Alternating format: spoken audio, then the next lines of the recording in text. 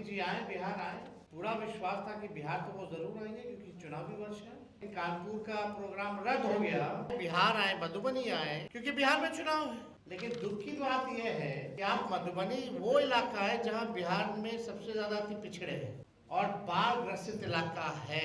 पिछला कोसी में जो बाढ़ आया था, तो मानना चाहते प्रधानमंत्री एक बार भी झांकने आए। क्या ये सच नहीं है कि आपने पिछले बार बिहार को कुछ नहीं दिया, बाढ़ जब आया था तो कोसी में? या एक बार भी 11 साल से जब से प्रधानमंत्री हैं, बाढ़ नियंत्रण के लिए आपने कोई प्रयास किया क्या? 11 साल आपके प्रधानमंत्री रहते हुए, अब 20 साल नीतीश जी के मुख्यमंत्री, डबल इंजन सरकार रहते हुए, वो इलाका अब तक इतना गरीब, बेरोजगार और वहां सबसे ज्यादा पलायन क्यों है? एक भी चीनी मिल, जूट मिल आपने खोला हो तो बताओ, कोई कारखाना लगाया हो तो बताओ। प्रधानमंत्री जी तो ऐसे है कि शमशान में भी शहनाई बजा दे। प्रधानमंत्री जी आए, बिहार आए और हमें पूरा विश्वास था कि बिहार तो वो जरूर आएंगे क्योंकि चुनावी वर्ष है। कानपुर में भी आज प्रोग्राम था, लेकिन कानपुर का प्रोग्राम रद्द हो गया। वो मधुबनी आए, बिहार आए, मधुबनी आए क्योंकि बिहार में चुनाव है। अच्छी बात है, आते रहे।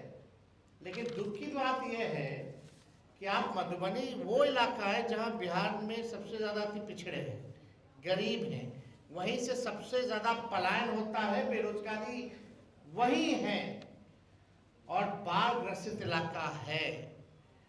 अब तक पिछला कोसी में जो बाढ़ आया था, तो मानना चाहते प्रधानमंत्री एक बार भी झांकने आए या टीम भी भेजी सर्वे के लिए कि कितना वहां नुकसान हुआ, कोई स्पेशल पैकेज दिया? बिहार जो है लगभग 76% बिहार का लैंड जो है बाढ़ ग्रसित रहता है, 76%। और खासतौर पे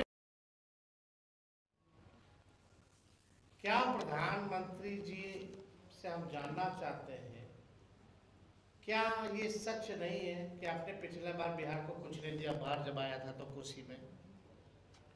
या एक बार भी 11 साल से जब से प्रधानमंत्री हैं, बाढ़ नियंत्रण के लिए आपने कोई प्रयास किया क्या?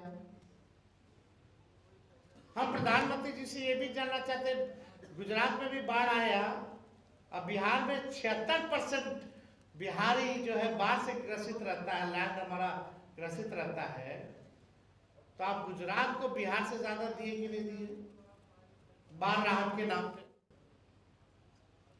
ये मेरा जेन्युइन सवाल है। इस पे प्रधानमंत्री जी ने क्या कहा?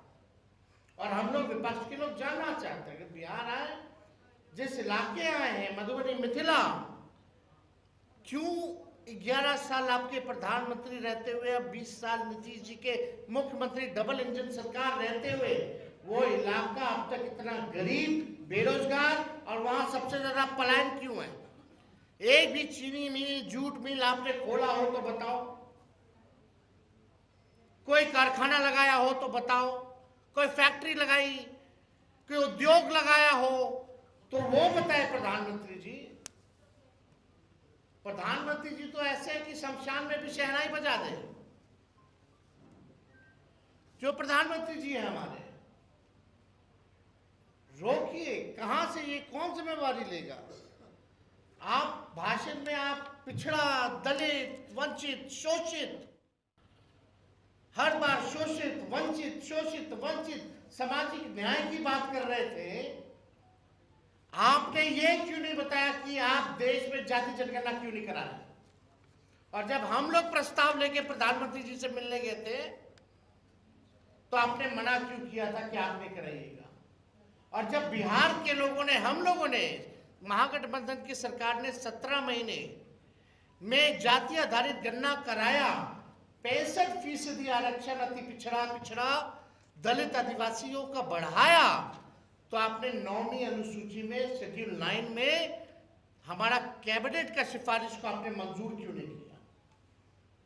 या जितने राज्य आरक्षण बढ़ा रही हैं, पिछड़ों का, अति पिछड़ों का, दलितों का, उन राज्यों को आप शेड्यूल 9 में क्यों नहीं डाल रहे, जैसे तमिलनाडु का है? और आपने 65% आरक्षण को आपने फंसा के रखा है, इसके लिए आपने क्या किया? तो ये बिहार है इस गंभीर विषय में, गंभीर समय में पूरा देश, हम पूरा विपक्षी दल एकजुट है और हम लोग चाहते हैं कि आतंकवादियों को जवाब मिले।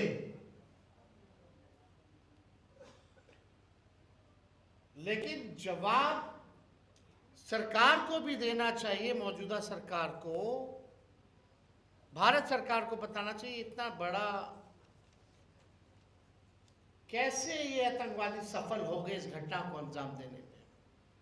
या पुलवामा का जांच रिपोर्ट क्या है, कब आएगा, क्यों नहीं बताया जाता। और बिहार सरकार से हम जानना चाहते हैं कि आप पूरा समय चुनाव में, चुनाव प्रचार में आप लगाए हो।